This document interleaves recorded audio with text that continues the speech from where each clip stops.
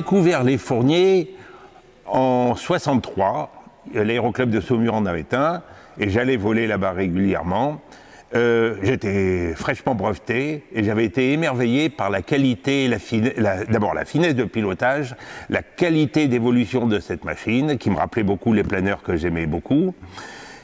Et pour moi, Fournier a toujours été attaché à une notion de belle machine, de qualité de vol. En gros, un Fournier, c'est une machine d'artiste comme l'était René. L'aviation, ça m'a pris assez tôt. Mais à l'origine, j'ai jamais eu l'idée de devenir un jour constructeur.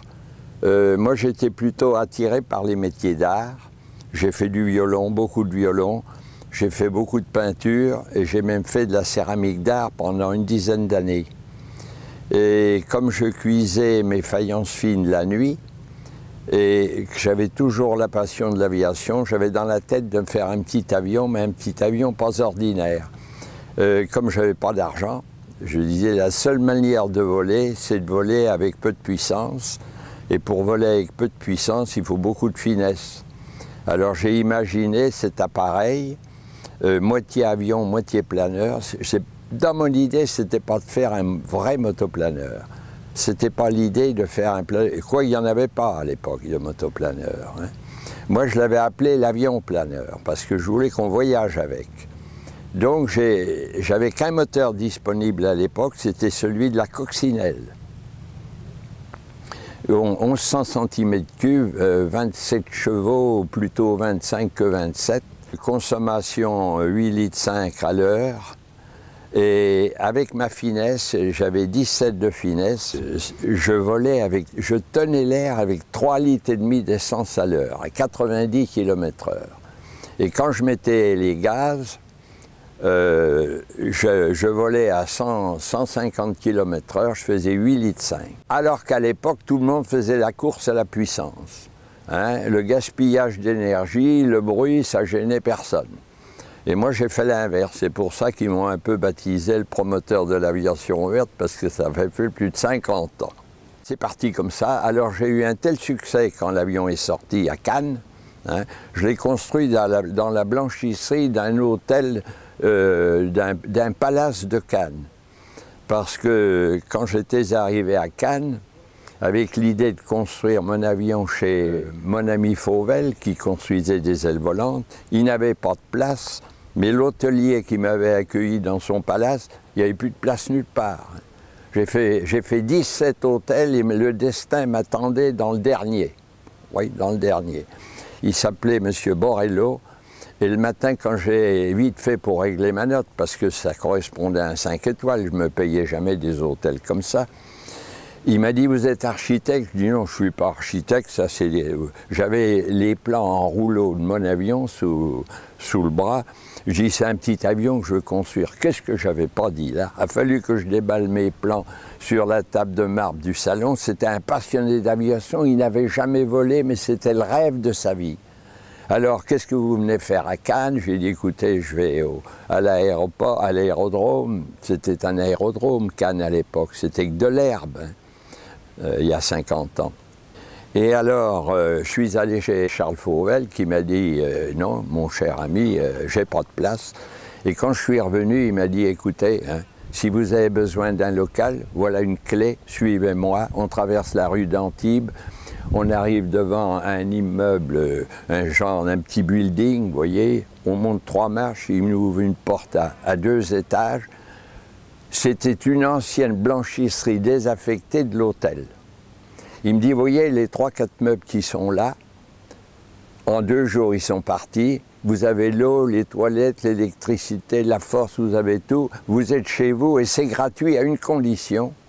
C'est que vous me laissiez participer, enfin tout au moins voir au fur et à mesure l'évolution de la construction. Et écoutez, je dis, il n'y a aucun problème, je vais tout de même vous payer un loyer, ça serait normal. Alors on s'était basé sur 100 francs par mois, les loyers à l'époque c'était au moins 300 ou 400 francs. Vous voyez, un passionné. Et mon destin s'est joué là. Sans aucune publicité, 1 mois après la sortie de mon avion, c'était Charles Fauvel qui me l'avait fait voler. J'ai reçu des centaines de lettres du monde entier, sans aucune publicité. Et si j'avais mis ces lettres dans 2 valises, et si j'étais parti aux États-Unis, si j'avais trouvé le premier banquier, j'avais toutes les aides que j'aurais voulu. Je suis resté en France, je suis tombé dans une administration diabolique, hein. J'étais comme un sans-culotte devant la Bastille. Et puis après, ça a été que complexité, sans arrêt, sans arrêt. Hein. Bon, ils m'ont quand même soutenu un peu financièrement pour le 2e prototype qu'il fallait qu'il soit certifié pour pouvoir avoir le droit de le produire en série. Avec René Fournier, qui lui était céramiste d'art, mais s'intéressait à l'aviation, moi, peintre en bâtiment, avec mes souvenirs de guerre, je m'intéressais aussi à l'aviation. J'ai appris à piloter en tant que pilote privé, à l'époque pilote de tourisme. Et puis René Fournier, pareil que moi, à 1 an près de différence l'un et l'autre. Et on s'est retrouvés tous les deux comme pilotes, mais moi pilote privé, lui pilote privé également. Et naturellement, il a commencé son premier avion. Je l'ai suivi. J'ai fait mes classes, en somme, en tant que pilote privé, avec le Piper Cub, où j'ai été lâché, et puis le SIPA 901. Alors le SIPA 901, c'était ma première grande navigation, si j'ose dire. J'avais emmené un copain avec moi. Je partais pour aller au Mont-Saint-Michel. Je me suis perdu. Je me suis retrouvé à Bagnères-de-l'Orme, sur un petit terrain quand même, hein. Alors le moniteur du terrain m'a dit, écoutez, le mieux pour vous, c'est pas d'aller à Mont-Saint-Michel, c'est de faire demi-tour sur Tours. C'est tout droit, et pour cause, c'est tout droit, il faisait relativement beau d'ailleurs, et puis vous allez retrouver Tours plus facilement. Plein d'espoir, je reviens sur Tours, en ligne droite.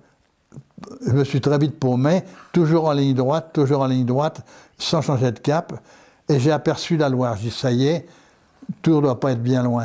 Mais au bord de la Loire, il y avait un port avec des paquebots. J'étais à Nantes. Alors, il faut avouer que le souvenir de ces navigations ne me permettait pas de penser qu'un jour je pourrais être pilote de ligne. Fournier m'a demandé de ramener le RF-01, où j'avais fait le premier vol, en Touraine. Alors naturellement, je me suis souvenu, c'est pas le moment de faire une navigation qui m'emmène au Mont-Saint-Michel ou ailleurs. Et naturellement, j'avais quand même une qualification d'instructeur qui m'avait permis d'avoir du plomb dans l'aile pour pouvoir faire ce métier. Et ce premier voyage s'est très bien terminé, puisque je me suis posé la première fois de Cannes à Saint-Yan. À Saint-Yan, le Centre national, avec la tour de contrôle, a trouvé bizarre que ce petit avion sorte une seule roue, m'a lancé des fusées parce que croyant qu'il en manquait une. Finalement, je me suis posé et tout le monde admirait à l'époque ce petit avion monotrace et monoroue.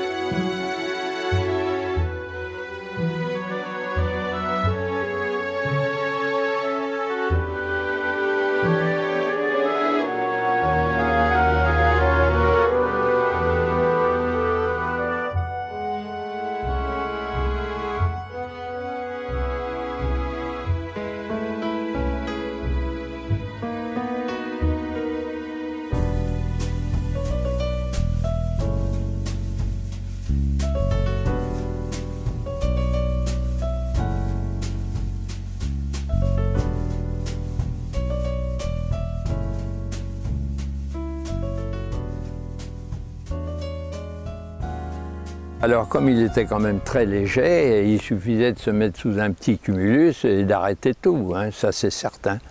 Mais j'avais même pas de démarreur. On démarrait l'hélice à la main, tout ça pour gagner du poids. Je n'avais pas de batterie. On n'avait pas de radio non plus à l'époque, faut le dire. Et j'avais quoi? J'avais 5 instruments à bord. Et pour moi, c'était le paradis de l'aviation à l'époque. Depuis, c'est tellement sophistiqué, je pourrais même dire que ça ne m'intéresse plus. J'ai eu du succès avec mon avion et que tout le monde voulait que je le construise, que j'en construise pour les autres. Alors au début, j'ai dit je vais vendre les plans. J'ai commencé à vendre des plans, mais c'est quand même du travail. Fallait, pour vraiment arriver à des prix acceptables, il fallait de l'outillage.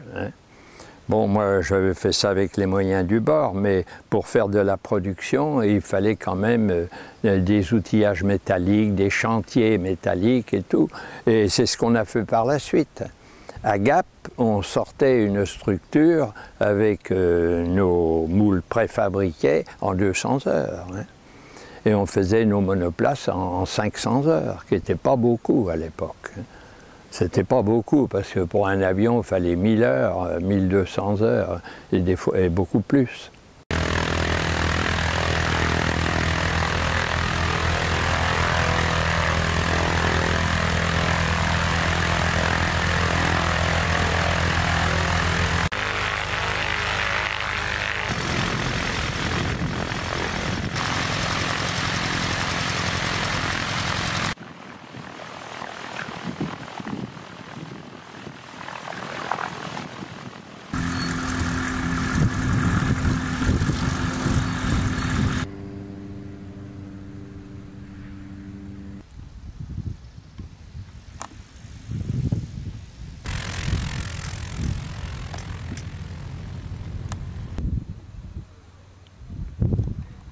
À force de faire du planeur, j'oublie toujours la clé.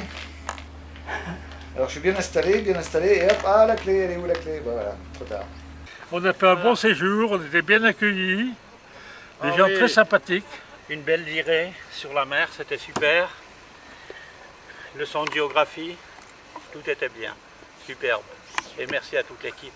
Très agréable journée, très agréable rassemblement, superbe. Je suis très content d'être venu au CFI, la réunion du CFI à Fayence. Ça a été vraiment un truc super, un week-end super. Et surtout, je voudrais remercier tous les bénévoles. C'est un excellent rassemblement, c'est mon premier et c'est vraiment une très très belle aventure.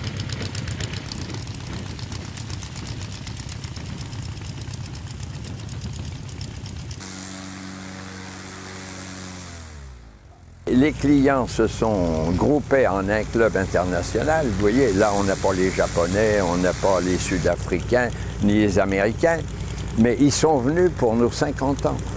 Ils sont venus par la ligne, bien sûr. Bien que le petit monoplace RF4, qui est en somme une 4e version de mon 01, il a fait un exploit qu'aucun autre avion a fait. Avec son moteur Volkswagen, il a traversé aller et retour l'Atlantique Nord. À Gap, j'avais donc un avion, je ne savais pas où le construire. Alors le deuxième, on l'avait commencé chez Robin, mais lui, il était pris par son triplace, l'ambassadeur. Et finalement, j'avais rencontré Antoine Dasque, mon ami l'aristocrate. On a fait une centaine d'avions, mais on nous a fait tellement d'ennuis que quand notre agent allemand est venu, il nous avait acheté déjà 30 machines. Quand il a vu dans quelles conditions administratives on travaillait, il dit « mais c'est pas possible de voir ça ». Alors je lui ai dit « écoute, fais-nous une proposition ». 4 jours après, il nous appelait, il avait réuni les banquiers, les officiels, le préfet de la région des forêts de l'Eiffel. Nous sommes montés là-bas à Bonn avec mon ami Antoine. On nous a proposé 4 jours après une usine de 2000 m² payable en 20 ans avec un loyer modéré et toutes les aides qu'on voulait si on voulait faire des nouveaux prototypes et autres. Que vous auriez fait? Je ne suis pas allé en Allemagne parce que j'avais quand même la nostalgie de ma région, de la Touraine, et j'avais dit à mon ami Alphonse Putzer, moi je ne me vois pas manger des saucisses et de la choucroute à longueur d'année. Si tu veux, je vais installer un bureau d'études en Touraine. Donc l'usine de production était en Allemagne, le bureau d'études était en Touraine. J'allais là-bas tous les mois, bien entendu. Et voilà, on a sorti près de 500 avions là-bas, diffusés dans 35 pays. Et puis le marque continuait de monter, de monter, de monter. Le franc continuait à descendre aussi vite. Hein, et il y avait, en un mois, 2 mois, il y a eu 4 dévaluations. Enfin, incroyable, incroyable. Donc mes clients français m'ont poussé à remonter une usine en France. J'étais pourtant averti. Hein. Eh bien, je l'ai fait, je me suis endetté. Hein. On a sorti 40 avions. Hein. La banque a refusé de continuer à nous suivre. Ils nous ont complètement laissé tomber d'un seul coup. Alors j'ai trouvé un merveilleux repreneur qui m'a dit « Moi, je vous remets à votre poste et vous allez voir, ça va marcher ». On a tenu 7 ans. On a tenu 7 ans. On a continué à produire, mais finalement, il s'est démoralisé lui aussi.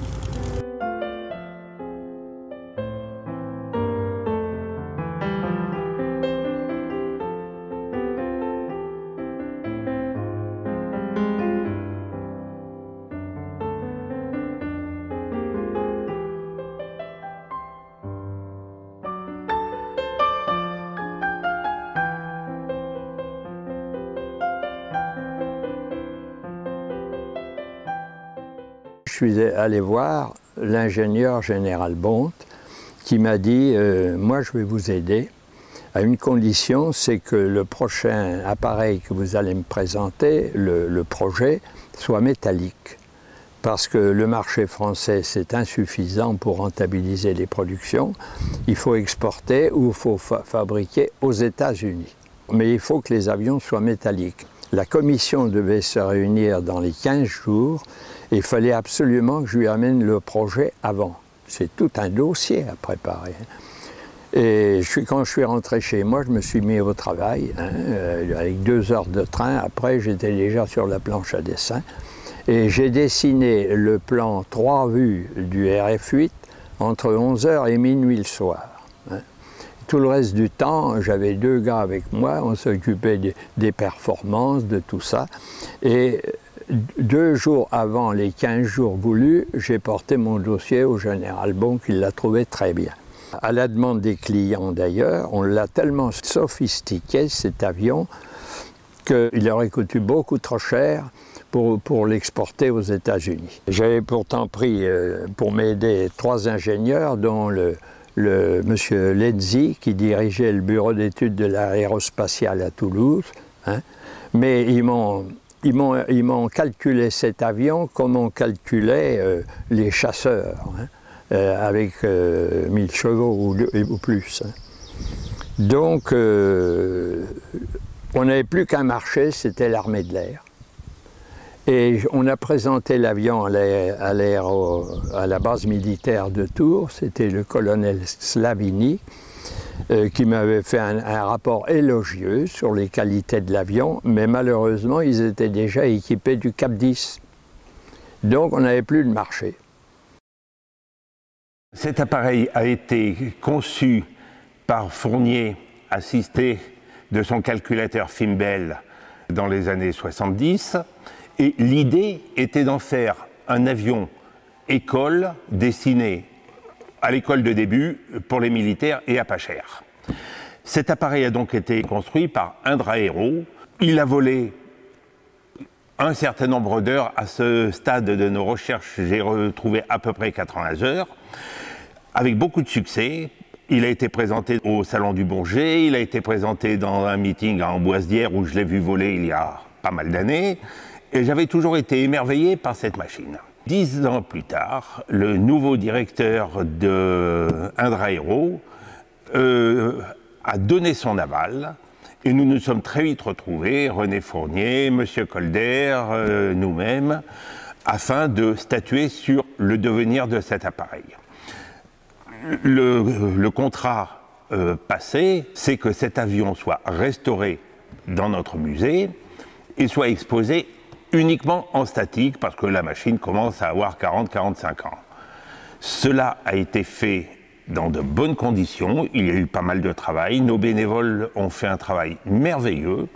Et en début février dernier, eh bien, nous avons pu faire une cérémonie de remise avec René Fournier, avec son équipe, Monsieur Colder de Lisier Aerospace. Et cela a été un grand moment de bonheur.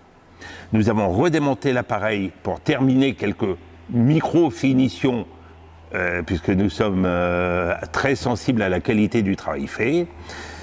Et dans les semaines à venir, l'avion va être remonté, puis exposé, pendu, pour des raisons de place, pendu au plafond, c'est-à-dire dans son élément naturel. Mes meilleurs souvenirs sont liés forcément aux avions Fournier, mais dans le cadre de convoyages au long cours, tels qu'un Paris-Brazzaville, une fois en monoplace, en direct sur l'Afrique, une seconde fois identique pareil avec un biplace RF5, et d'autres fois encore avec des RF3 et des RF4, toujours à travers l'Afrique, avec des itinéraires plus ou moins compliqués. Je m'identifiais, après avoir bien étudié les itinéraires, à passer directement par le Sahara, alors qu'au début, je suivais les côtes. Je sais que nous en avons à l'époque où on produisait en France et surtout en Allemagne, on en a exporté dans 35 pays. Il y en a que nous avons perdu de vue, mais je sais qu'il y en avait un à Hawaï, il y en a au Japon, on est en contact avec eux d'ailleurs. Il y en a en Afrique du Sud, il y en a dans toute l'Europe. Hein. Mais en tout, avec les dérivés. Par exemple, le 6B, il a été construit par Slickby, ils en ont fait pas loin de 200. C'est pareil pour le disque qui a été construit au Brésil.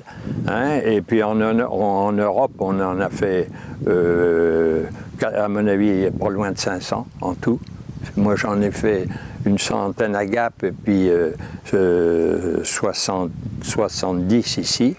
Hein.